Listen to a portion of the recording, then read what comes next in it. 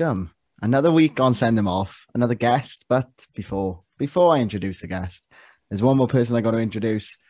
My name is Sam, but there's another person I got to introduce. My ever-present podcasting partner, Alex. How are you doing? It's not a bad weekend for us, was it? No, I know we've done all right for all three of us actually. But I was going to say again, quicker with these introductions. We are, innit? Cut to the chase, innit? Cut to the chase. But yeah, good weekend for football in general. I think because of one particular game.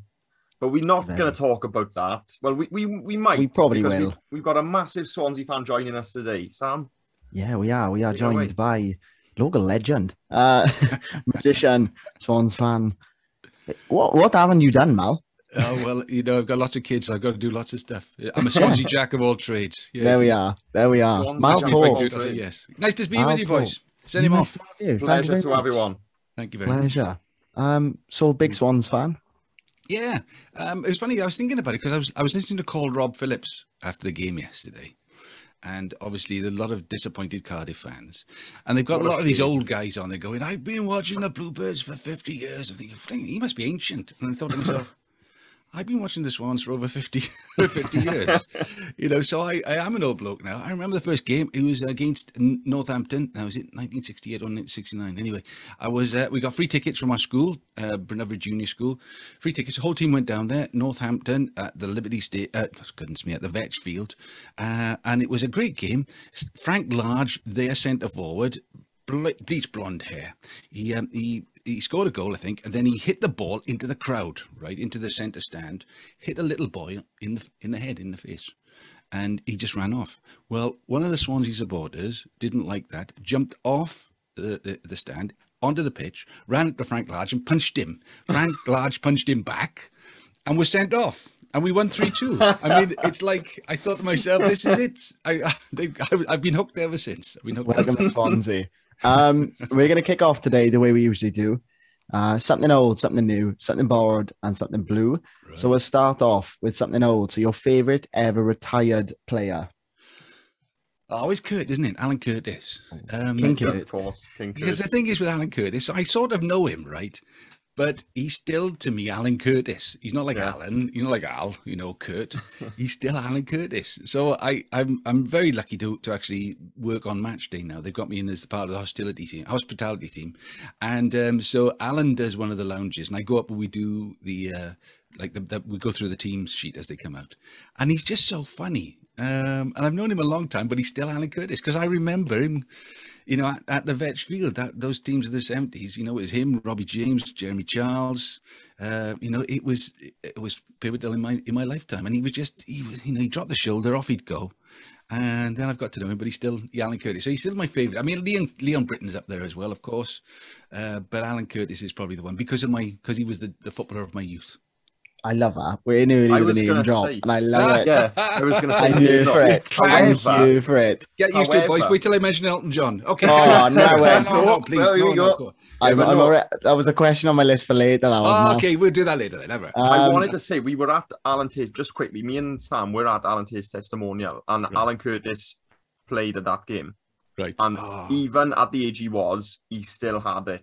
He still had it. Yeah, no, he's so funny. He's really, really dry. Is Alan? So yesterday at the game, Swansea played Cardiff. I'm not sure if you remembered.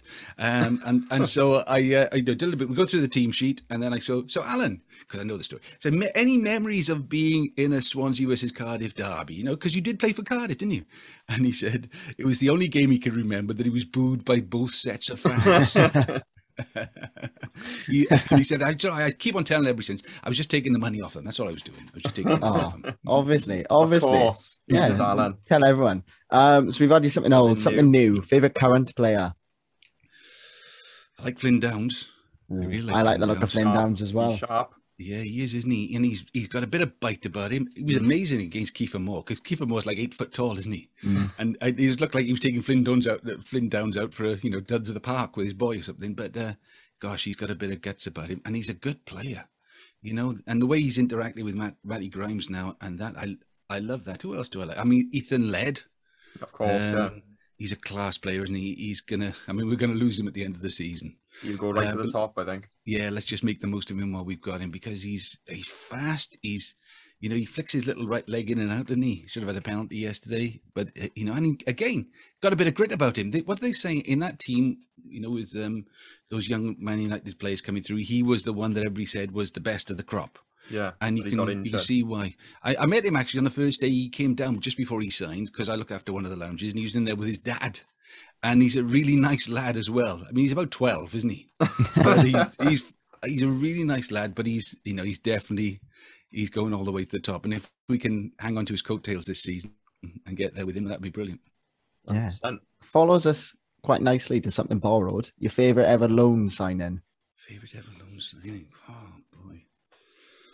Well, Ethan's up there at the moment. Let me think now. Who have we borrowed? Have you got any suggestions? Who have we borrowed? One that springs to mind, we've had Gylfi, of course. We've had Jonathan de Guzman. Yeah. We've had, goodness me, what else have we had? Yeah. Freddie Woodman, Renato Sanchez, yeah. Yeah, Mark Guewy last year, or Guewy, or whatever. You know, because the first couple of games, and it is hard, isn't it? Because, you know, they come with a big reputation, and the first couple of games, he was awful. I mean, I'm not sure if you remember, he just couldn't pass the ball. Yeah. You know, and then there was a bit of a break, and he came back in, and suddenly he grew into being, you know, the player that he's now become. I'm not sure if he's going to get lost at Crystal Palace, but who else? I mean, Gylfi was fantastic. We borrowed him, did we? Did we have to give him back? Eventually, eventually we got him, didn't we? But originally, let's have a think. Did we borrow Leon Britton back, or did we buy him from Sheffield? I can't remember. It was a bit of both, wasn't it? I think we loaned him originally because it didn't wear some. You've got a favourite, man, myself. He did wear 30. No, that was after we re-signed him. I think he's got a favourite. I think he likes them all. I like them all. Yeah. Play for the Swans. If they play for the Swans, as long as they play in black and white, they're your favourite. Yeah. So something borrowed, something blue. Your saddest football memory? Oh boy, it's got to be lose. Actually, you know, the playoff final last year, I went to it. It was a long way to go. It was in the middle of COVID and everything, but actually, it wasn't my saddest memory because I just think we didn't turn up. You know, we didn't want it. We didn't really play. It was just that it was sad from that point of view. Saddest. No, then was it when Ardiles was carried off for Tottenham? That was a sad moment. Yeah. Did you know the story?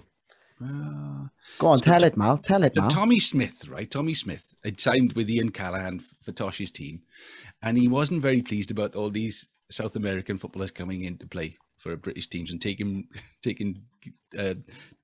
places out of British footballers, as Tommy Smith saw him. So Adil is a wonderful footballer, and it was a League Cup game. We're all on the North Bank, and everybody's very excited because it's Tottenham and we're going up rather than we haven't been there before, so it's going up. And then so Ardiles gets the ball. His first minute or so, Tommy Smith lines him up, and there, as he tackles him, there's a crack. There's an actual crack, and everybody on the North Bank, as one man, just went. That was sad because they carried him off. But it was just, it was one of those moments I'll never forget from the North Bank because it was just, it was shocking. But it was like, well, that's Tommy Smith, isn't it? That's Tommy Smith. That's the kind of story that what football made for me was made for. Yeah, I was going to say exactly the same thing because you get to watch a player like Ardiles, Ozzy Ardiles. Yeah. Back when he was playing for Tottenham, and you were obviously excited to watch him, and then obviously that happens and sort of spoils it, and you've hung on to that. So yeah, and he was, the thing is, like, obviously Tommy Smith, he was a hard man, but he was a really good footballer as well. You know, he don't play for Liverpool, win all those, medals and stuff. But there was Ian Callaghan who came down with him as well. He's a little guy, a real gentleman. You know, he's actually been given his World Cup medal now, and he's come down to the Liberty a couple of times. So I've got to have a chat with him, and he's just like, these are one of my favourite programmes on TV at the moment is The Big Match Revisited. It's on ITV4. So if I've got 5 minutes, I've got it on record now. But it's got all the games from like the 70s, and the pitches are awful. But it's just like all these, and this great kits is, so let me drop another name. Ian Walsh. Do you remember Ian Walsh played for the Swans? I saw him yesterday, and he was, I said, I was watching on TV this week. He said, what do you mean? I said, I was watching the Big Match Revisited. It was Crystal Palace versus, I think it was Manchester United. Terry Venables was his manager, and he scored a couple of goals. And it was that great Crystal Palace kit, which was white with the stripes across, like diagonally. And those, I mean, it was past my bedtime, so if it was a match of the day was all right, then we was to watch Parkinson afterwards. But So obviously you'll have to ask your mum when you get home when all about this. But if it was like sports night with Coleman, because all the European games, they used to have the highlights on, which were like 10:30 after the news. So we used to go to bed. Me and my brother was a bit older than me, both football mad. We used to go to bed, and then our parents used to wake us up in time to watch the highlights on sports night with Coleman. So these were games, that stick in your mind, really. I love that because we always talk, don't we, Al, about how, like, when we were younger, match of the day on a Saturday night, or if I want to stay up on a Saturday night, you go up Sunday morning, repeat the match of the day. But I'll always remember, because obviously as a Swans fan, until we went up in about 2010, I can remember through primary school, like watching match of the day in the night and having to wait up for the Football League show, like to watch it. It was on like 4 o'clock in the morning or something. Like, ridiculous.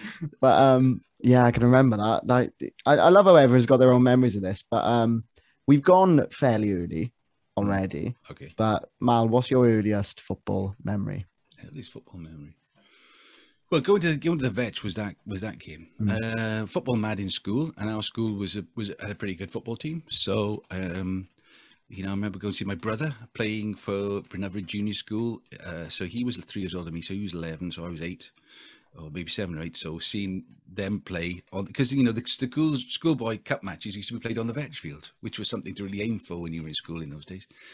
So I remember that going with my parents and all, having the rosettes on, supporting the team, and we drew. But I mean, like most people you're going to interview, I used to play a bit. Boys before my knees went. So I was actually captain of the schoolboys, Swansea schoolboys. So, could have made it pro if it weren't for that knee. If you'd had me for that knee, well, I tell you what, I knew. The moment when my footballing career actually ended, there was a guy called Roy Bentley who managed the Swans, and so I was actually captain of the schoolboys. It was a great side. We had Jeremy Charles, Russell Coughlin, Steve Lovell. I was captain of this team. I don't know. I must have known somebody. Anyway, so I'm having this game. My dad, he's gone now, but he never missed a match. He stood at the side of the pitch at the Vetch watching us play some team or other, and Roy Bentley comes out. He's looking at the game. He's got a little notebook. He's the manager of the Swans, and he's looking around. He said to my dad, he said, "Do you know who that plays?" He said that plays Maldwyn Pope. So apparently Roy Bentley, my dad told me, got his name. I forgot Maldwyn Pope. Okay. By the end of the week, he'd been sacked. Oh. Now I don't think it was anything to do with me, but and from that moment on, that was it. My career was over. Oh, if only, Mal. If only. Oh, you could have been alongside Kurt.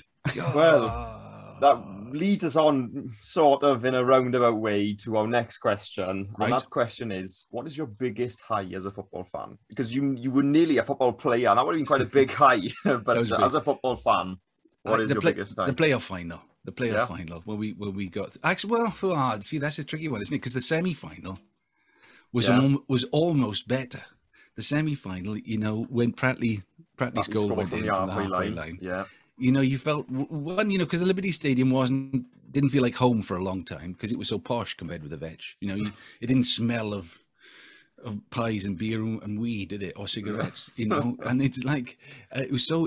But then that night, it felt as if the whole of the stadium was actually shaking. It was just so much, because we'd never done it. We hadn't done it before. Well, I suppose we had done all these years earlier, but it wasn't like that then. And to get to the final, and it's such a final, having the first leg Taylor sent off, we could have won that game, but to win that game the way we did. But then the final itself, and we got to half time. You think, well, this is unbelievable. We're on our way. Yeah. And then they come back. And we stopped singing, didn't we? We couldn't sing or anything. And then to finally, have the dream come true, and to get to the promised land. I mean, it's been that was an interesting journey to get there, and then being there was interesting. It's not all it's cracked up to be, but when I think if you're going to come up, if you haven't got billions of pounds, if you're going to come up and stay up, you've got to have an identity, as they call it now. But you've got to play a different way to everybody else, and we did. And I remember the guy at Talk Sport said Swansea wouldn't get more than 10 points in the season. And I just thought, wasn't the quote, you'd see Elvis in the Liberty Stadium before you'd see Swansea? That's right. Or something like it, yeah. Yeah, because at the end of the season, we all dressed up with Elvis. Everybody turned up as Elvis, yeah. And, obviously they hadn't seen us. They had no idea what was different about the team. And in many ways, I think that's what Russell Martin is doing now. it's a different way. You've got to have a mentality, a philosophy, as Brendan would say. But you've got to play differently, because you can't compete numbers wise. You can't go and buy Ronaldo. But even if you buy Ronaldo, it doesn't mean you're going to win every game, as Manchester United proved, isn't it? Brendan was very clever, and he still is with Leicester City, isn't he? So you can see that he's got a system, and people work in that system, and you stick to it. And that was the trouble. Once we started falling down, we just started playing like everybody else, and eventually he caught up with us. Yeah, 100%. I agree. I'm excited though about Martin. I feel like the identity's coming back. But Al, do you want to take the next one? Oh, right. We're skipping number 3, and we are. Okay. I got a special question. Yeah, he's got a special question. We'll find out. We say it every week, don't we? Yeah. But in any case, what is on your football bucket list? Oh, I suppose I've done most of them, really. That's a thing to say, isn't it? That's a thing to say. Well, I mean, I'd like to see Wales in the World Cup final or the European Cup final. I've been to an FA Cup final. Elton John got me tickets for the FA Cup final. There we are. Lovely little name drop. Liverpool, Manchester United. He didn't take me because he thought he'd be too much hassle. So I went with somebody from the record company. And so I saw that. It was a great game, 3-2, Manchester United versus Liverpool. Great goal by Jimmy Case, like a volley on the turn. I've seen Swansea in the Premier League. I've seen Swansea win at Wembley to win the League Cup. Swansea in Europe. Yeah, Swansea in Europe as well. I remember being on a high street in a place called the Heist on High Street. On the night there's all these, different fans from all around Europe are coming walking up High Street with their flares and everything. I mean, we took it for granted, didn't we? It was just too easy for a little bit of time, and but maybe if it does come back, then we'll enjoy it even more. What's on the bucket list? Well, you don't want to go to Barcelona anymore because they're rubbish, aren't they? Want to come down the Liberty now? Yeah. It'd be nice to see them in the Europa League. I've been very lucky, really, to do a lot of those things and to meet a lot of my heroes as well. People, a lot of my heroes growing up were people like Mel Charles and John Charles. So, to get to meet those and spend a bit of time with them, that was fantastic. So, what's on the bucket list? See the Swans win the FA Cup. I suppose that's probably a realistic, it's slightly, fantasistic, but it's a realistic sort of dream. And I don't think we're going to win the Premier League ever. But I think, you could nick a cup a few Leicester fans said that as well. Yeah, exactly. So, you got to keep the faith. That's not. Imagine that, not knowing what to put on your bucket list because you've already done it all. Well. I'm very old, boys, as your mums will tell you. I'm very old. It's my special question. It's a special question. Who or what is your football guilty pleasure? Oh boy. Well, yesterday was pretty good, isn't it? I'm not guilty about that at all. No, I don't know, right? It's not an ounce of guilt. Let me see. Well, I watch a lot of old football, 70s football. So is that a guilty pleasure? No, that's just a great memory. Guilty pleasure. The funny thing is, when there are certain teams you hate, aren't there? Do you know what I mean? Oh, you don't need to tell Sam. Honestly, you don't need to tell him. And it's ridiculous, really, because, like Thomas Frank now. Thomas Frank. There we are. There we go. Yes, Mal. I honestly, I leave now. Honestly, you too. So you can stay. He's an interesting character, and he's the new Premier League darling, isn't he? Everybody loves Thomas Frank, and he's always very Thomas Frank. Oh, we should have won. But the way he treated Alan Tate and all that in the first, and Connor Roberts, in the first set. Oh yeah, when he wouldn't give the ball back. Yeah. And it's like, so. Obviously, Brentford are the new darlings, and they're doing ever so well. I don't think they're going to go down, but I don't mind it when they don't win.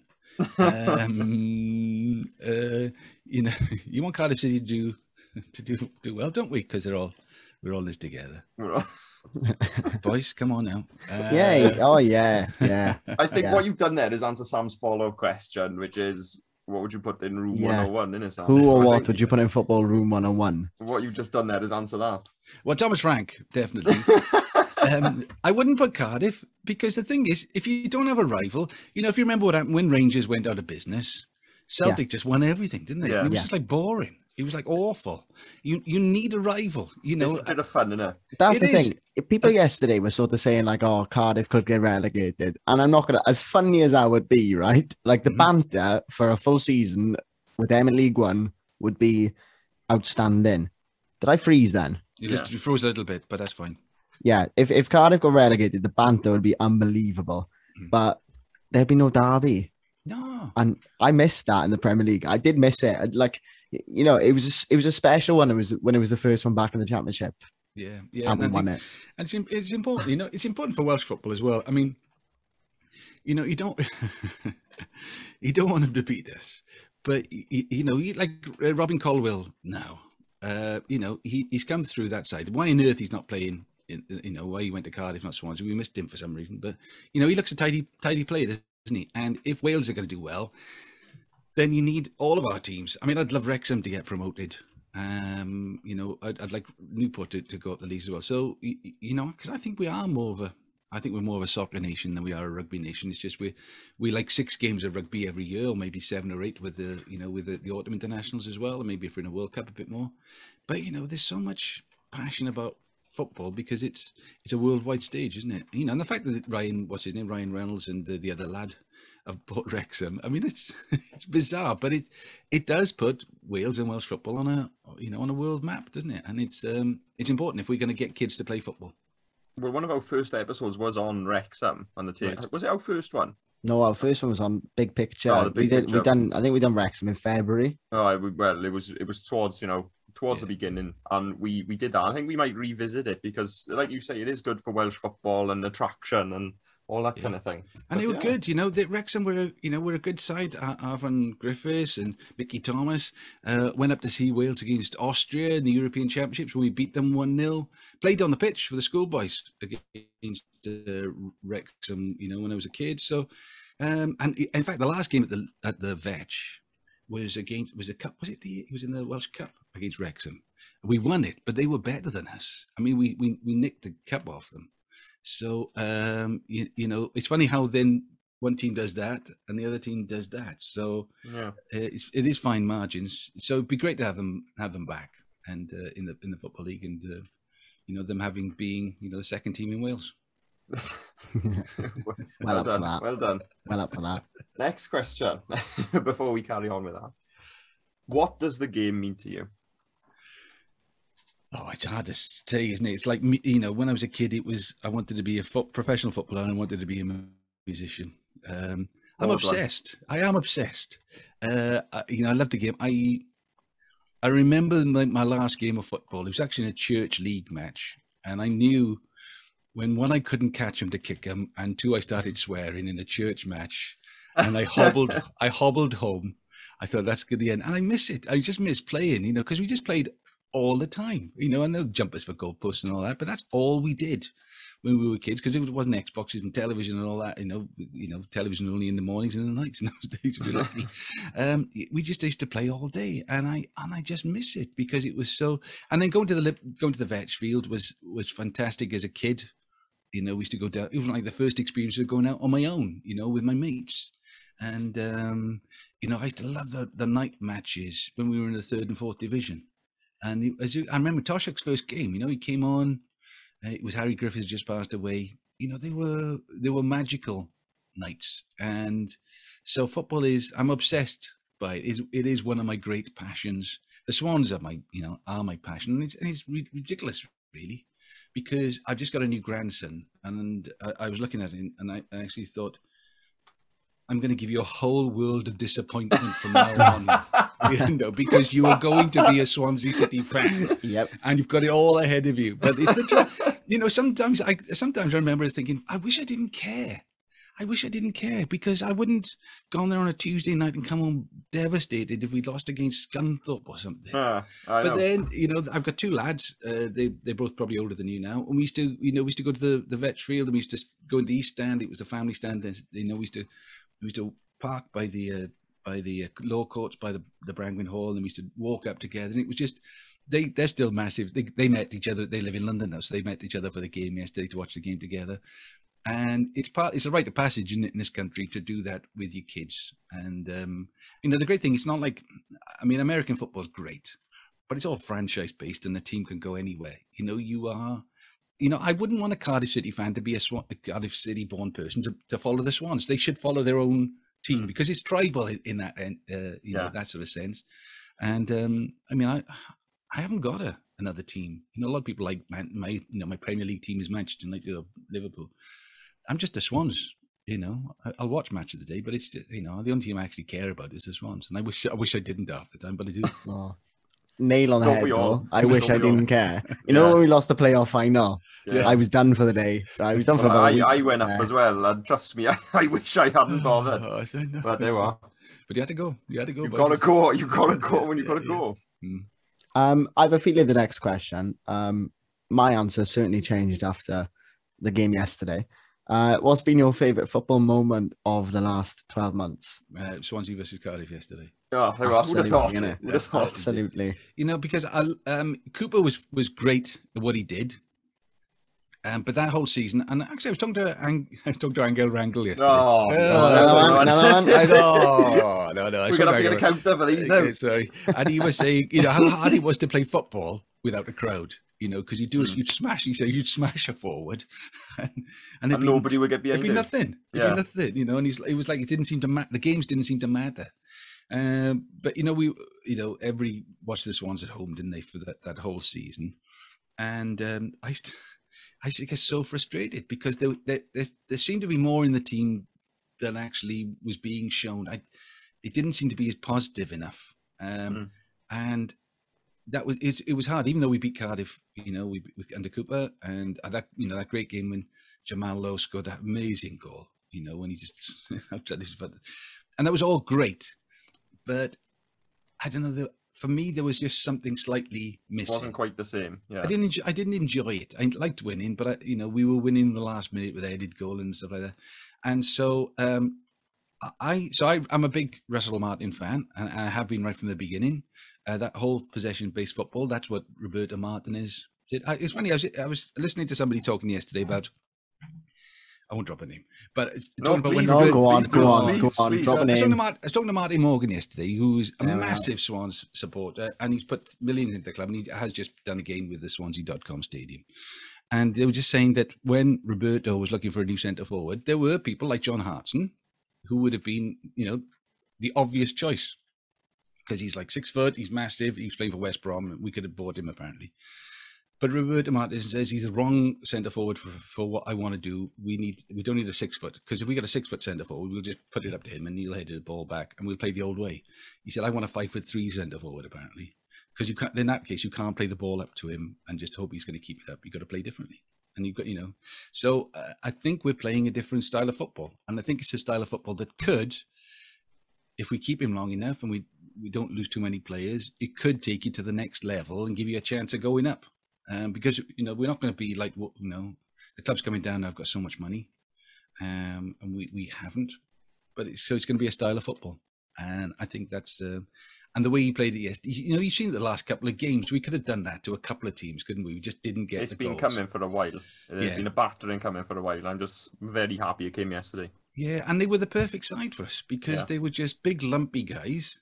I mean, I did the team sheet with Alan Curtis yesterday, and I went through the Swansea side, and they went through the Cardiff side, and said in goals they got a big bloke, in defence they got 5 big blokes, and in front they got a couple of big blokes. That's what it was, wasn't it? But it's what he's instilled in them is not to panic, and to be able to pass the ball. I mean, there's a Cardiff player here, and there's a Swansea player here, and somebody here has got the ball, and they pass it him. It's like it's completely nuts in old term footballs because you'd bang it somewhere up there, wouldn't you? But they played to each other in such close quarters, and I think it frightens people. It makes them panic a little bit for the other team and think, well, this is you don't play football like that. And that's what we used to do with Roberto, and that's what we used to do with Brendan, and then we're doing it again now. You heard the year first. The Swansea way is returning. Swansea way is back. I've got a question that I asked Sean and David last week. Come on now, Clang. Yeah, there we are. There's one. Yeah, I know the question as well because I think you're going to. She's not going out with you, honestly. She's way out of your league. I'm a nosy bugger, right? So, who is the most famous name in your phone book now? Well, he's not there anymore, actually, because he keeps on changing his number. Elton John, I suppose. Elton John, look at that. Rob Brydon. That's a good one. That's a decent one. He's a good lad. When I took over his job at Radio Wales, they sacked him and gave me the morning show on Radio Wales. And it's funny because in broadcasting, as you'll find, boys, when you get sacked from this podcast, somebody else will come in and take it over. It happened to me about 10 years later, and he wrote me a lovely letter, Rob did, and he said, it's nothing to do with you, it's just the way it is. He said, it happened to me, it was the best thing that ever happened to me. And he was right. It was the best thing that ever happened to him. I had 4 kids and a mortgage. It was terrible for me. But for him, it was fantastic. I played at his wedding. He's a rocker. He's doing a tour at the moment with a band. I saw. Disappointed I didn't get the call, but who else is in the Max Boyce? Now then. Max Boyce. Now then. Don't we, Sam? We do love Max Boyce. Now then. Let me have a little look. You carry on talking amongst yourself. This is why we get people on the podcast. Should we just start a new podcast? Should we just start a new podcast called like Famous Phone Box or something? Famous Phone Box. I think that's what it is. Sold it. We'll scrap off. Send him off now. Right, I'll have a quick look. But it was interesting. He said, when we get sacked from this, but the question is, who's going to sack us? Who's sacking us? That's what I want to know. You sack you. That's how it'll go. So obviously, my contact with Elton John, as you might have alluded to, is that I sent a tape to John Peel when I was 12. John Peel was a radio presenter on Radio 1. Late night show. I did a recording session of my own songs when I was 13, and Elton John signed me to his record label. So he was my boss for about 6 years. And in fact, the last time I saw him was at the Liberty Stadium in 2008. So we don't keep in touch that often. Well, he's coming back down now. He is coming back. Make sure you say hello to him. I'll wangle us a ticket, Mal. Yeah. But he was great, So he was football mad. Big Watford fan, isn't he? Yeah. So I went to stay at his house in a place called Virginia Water. It was massive. It was a Phantom 5 Rolls Royce, a Ferrari, and everything in the little drive. In fact, there's a picture on my blog of the cars outside his house. And he had a games room, so it had pinball wizard machineries and all these different things, and a jukebox. And his father-in-law, his stepfather, a guy called Durf, who was in the film, had made him a football stadium, and he'd had it because Watford and Swansea were neck and neck at that sort of stage, and they're both in 4th division, and so he'd had special Watford Football Club painted Subbuteo players, and I beat him 3-2. There we are. Well, we were talking to Kev Johns, and Kev Johns was a big Subbuteo player, so when you're back on the Libby, take him have a challenge. Go with him. There we are. Actually, he took me to I used to go training with Watford Football Club. So the thing is, they were great, and I was like the record company mascot as well as making records with them, and they knew I was a massive fan of football. So one day I was staying at the house, and he said, "Come on, we're going out now the day," and he had these 2 big towels for us each, and they both had Superstar written on them, and then we got in his Rolls Corniche, with a soft top, and then we drove from Virginia Water to Vicarage Road. And I trained with the first team. I mean, I was 15 years old, something like that. And the only other person he did it was with Rod Stewart. He took Rod Stewart there to train a couple of times. So he's like me and Rod Stewart. I mean, it was just, he wasn't there on the same day. Club that is. Yeah, and it was just fantastic. I mean, it was bizarre. But the thing is, it was a penalty competition. It's like one of these things that haunts me now. There's a penalty competition at the end. And I thought to myself, don't blast it, don't blast it, don't blast it. Just place it in the corner. And I sort of changed my mind up. You never change your mind when you take a penalty. Never change your mind. Halfway through, I thought I'm going to blast it. I did neither, and it went straight into the goalkeeper's arms. And I thought, I've let Elton John down. There we are. Well, that's still a story. Don't go breaking his heart now. Come on. He's good at that. Sorry. And the thing is, sorry seems to be the hardest word. It does. Yeah. But you're still standing, so it doesn't matter. Come on. I'm all out. Yeah, whose question is it, Sam? You go. I don't know. Where are we? I think it's number 8, is it? No, we've done that one. Number 9. Who do you think is going to win the Premier League, Mal? Well, at least there's a couple of contenders this year, isn't it? So yeah. Man City look good, but they haven't got a centre forward. Liverpool looked fantastic, but it was against Watford. I think Man United are going to have to reorganise themselves. Chelsea Chelsea look Got a few, say Chelsea. Bit fresh. I suppose maybe those three. I don't think Tottenham.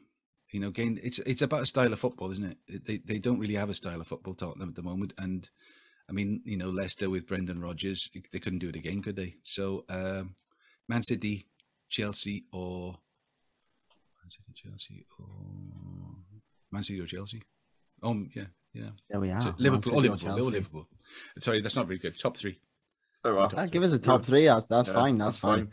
Last question. Final question. Then. We've gone through all kinds of memories, all kinds of stories. Yeah.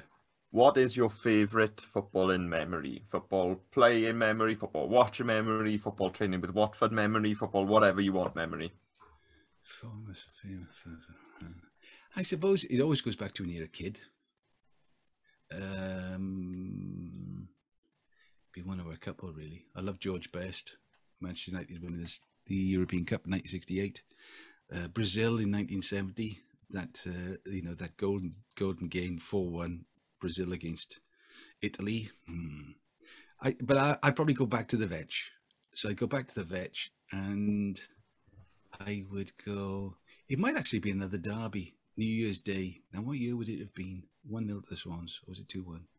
So my favourite football in memory is the veg. It's the veg. It's not a particular night or a game. It's just going to the veg. And it's for a couple of reasons, really. Because I was a kid. Half the team on the pitch, you either went to school with or you'd played against, because it was very much a local team. You'd go there with your mates. It was a rite of passage. We were playing really well. And it was exciting, and it was part of growing up. All those smells that I mentioned earlier on. You get the smell of cigarettes. I sort of missed that at football matches now, because that was part of the whole thing about going to a match. Were you old enough to go to the veg? I never went. No, I never went. I was a bit late. So you'd go to the North Bank, and you'd hang around with your mates, and then you'd go. It was like a tunnel, a rise to the tunnel, sort of like to go into the half. It was like halfway between the bottom, the North Bank, and you'd go there for a night match, and the lights would be on, and the pitch would be green and brown, and it was just magical. It was fantastic, and that with the smells and the games and everything, I suppose that's my best memory of football, the veg field. Wow, beautifully summed up. Wonderful. Mal, it's been an absolute pleasure. Thank you so much for joining us. Yeah, it's a joy. Really enjoyed it. Dropping the names, I love that. I tell you, we've been on a journey today, Sam. We really have, and we really have. Al, it's been a pleasure as well. As always. Thank you guys for listening. You'll hear from us next week. I don't know what we're doing next week, but we'll figure it out. We never really know, to be fair. We'll figure it out. But thank you guys for listening. You can find us on Instagram at Send Him Off Podcast, Twitter at Send Him Off Pod, Spotify, YouTube, Send Him Off. Head to www.sendhimoffpodcast.com. You can read our blog and buy our merch. Our lovely merch. And have a good week. Enjoy your football, and we'll see you soon. Ta-ra. Ta-ra.